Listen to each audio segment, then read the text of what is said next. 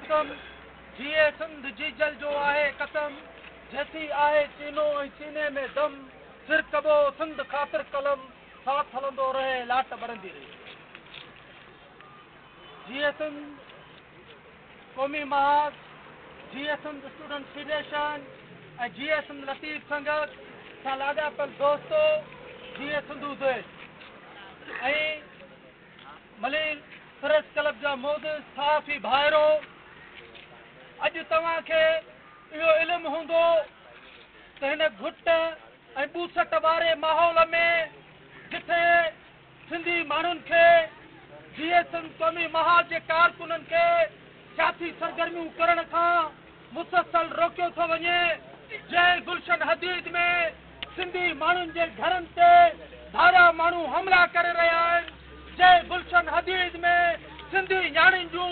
इज़तूं महफ़ूज़ न आहिनि जंहिं गुलशन हदीद में सिंधी माण्हुनि खां फुरूं कई थियूं वञनि सिंधी माण्हुनि जे घरनि में धारा हया था वञनि उते ई रियासती इदारा मुकमल तौर ते नाकारा थी चुका आहिनि ऐं ख़ामोश आहिनि पर सिंध जे आज़ादीअ जी ॻाल्हि कंदड़ ऐं हिन क़ौमी झंडे खे जे लाइ जदोजहद कंदड़ सिंधी माण्हुनि जे इज़तुनि जी बहालीअ जे लाइ जदोजहद कंदड़ क़ौमी कारकुननि जे मथां बेगुनाह बेसबब मुसलसल केस दाख़िल करे उन्हनि जे घरनि ते छापा हया था वञनि उन्हनि जे ॻोठनि ते छापा हया था वञनि ॿुधायो त उन्हनि जो ॾोह कहिड़ो आहे उन्हनि जो ॾोह इहो आहे त उहे सिंधी माण्हुनि जी इज़तुनि जे लाइ जदोजहद करे आहिनि दोस्तो ऐं साथियो तव्हां सिंधी माण्हुनि जो ऐं क़ौमी कारकुननि जो गुनाह इहो आहे त तव्हीं हिन पाकिस्तान अंदरि गुलाम क़ौम आहियो मुंहिंजा साथियो दुनिया जे अंदरि हिकु चिट्टो मिसाल आहे त जेके आज़ाद मुल्क कानूननि में तब्दील थी वेंदा आहिनि उन्हनि आज़ाद मुल्कनि जी क़ौमुनि जूं अहिड़ियूं तब्दीलियूं कई वेंदियूं आहिनि जे अॼु सिंधी माण्हुनि सां गुलशन हदीद में ताज़ियूं कयूं थियूं वञनि अफ़सोस आहे जेके माण्हू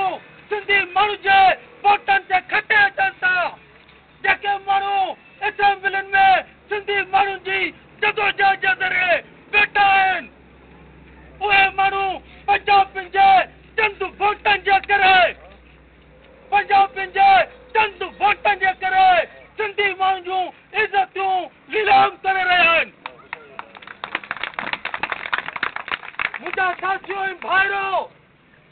इहो यादि रखणु खपे सिर्फ़ गुलशन हदीद में इएं न आहे सॼी दुनिया जे अंदरि गुलाम मुल्कनि जे अंदरि सियासी जदोजहदनि ऐं तुरपुरनि ते बंदिश हूंदी आहे रियासत जे हथियारनि जे गोलियुनि जे ठकान में आज़ादीअ जा सिपाही जेको आहे रोडनि ते निकिरी ईंदा आहिनि जीअं गुलशन हदीद जा हिकु 5 सालनि जो मासूम ॿार खां वठी करे अॼु हिकु नौजवान निकिरी आयो आहे सॼी गुलशन हदीद जे अंदरि हिकु पिण पैदा कई वई ख़ौफ़ ऐं हैरात पैदा कयो वियो पर मां हितां जे रियासती इदारनि खे इहो ॿुधाए थो छॾियां ही साईं DMK जे फिक्र जा पोइ लॻा आहिनि ही सिंध जी आज़ादीअ जा पोइ लॻा आहिनि शहीद होश मोहम्मद सिद्दीक़ जो औलाद आहे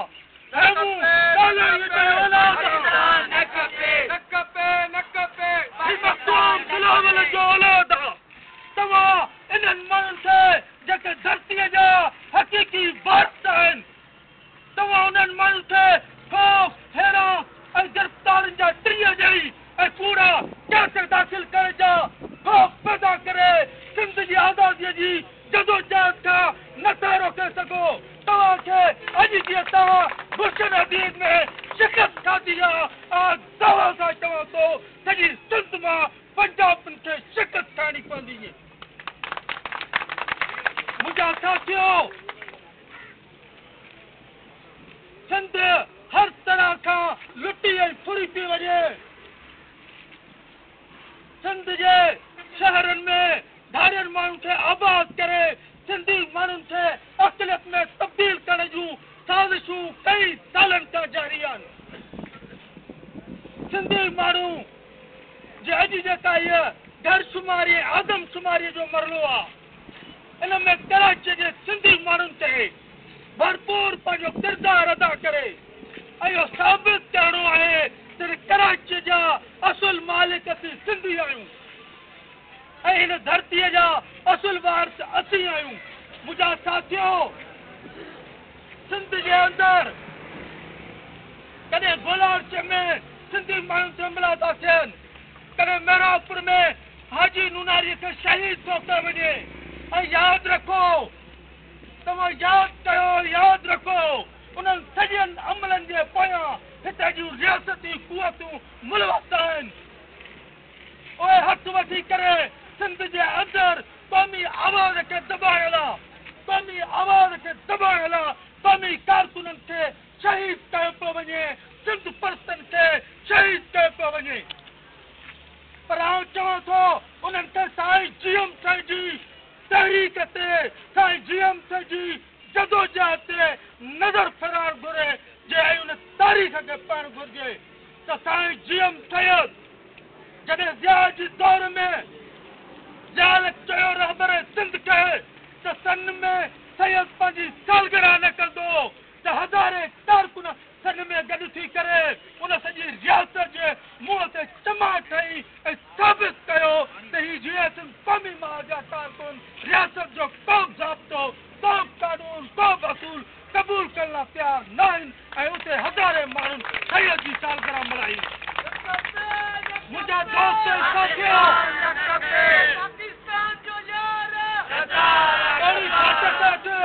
सिंध जे उन्हनि आज़ादी पसंद नौजवाननि खे जेके पुरमन तौर ते लाड़काए वञी रहिया, उन्हनि ते फायरिंग करे उन्हनि ते 5 नौजवाननि खे शहीद कयो वियो। पर तव्हां ॿुधायो, अॼु ॾींहं ताणी हीअ तहरीक ख़ामोश थी सघी? तव्हां ॿुधायो, अॼु ॾींहं ताणी हीअ तहरीक रुकिजी सघी? पर न, हिते हज़ारे क़ौमी कारकुननि जी शहादतुनि सां, हज़ारे क़ौमी कारकुननि जी गुमशुदगियुनि सां ही क़ौमी तहरीक जो ही काफ़िलो अॻिते वधंदो। ही क़ौमी तहरीक जो काफ़िलो सिंधु देश जी आज़ादीअ ताणी जारी रहंदो। दोस्तों ऐं साथियों, आख़िर में इहो ई चवंदुसि, मूं पक सुञाता के पंहिंजा हुआ, धारियुनि सां गॾु धारे में ते वाट रखियऊं, गड़ियुनि खे वांगिरनि जे वारे में साजिश जोखियो उन्हनि मां।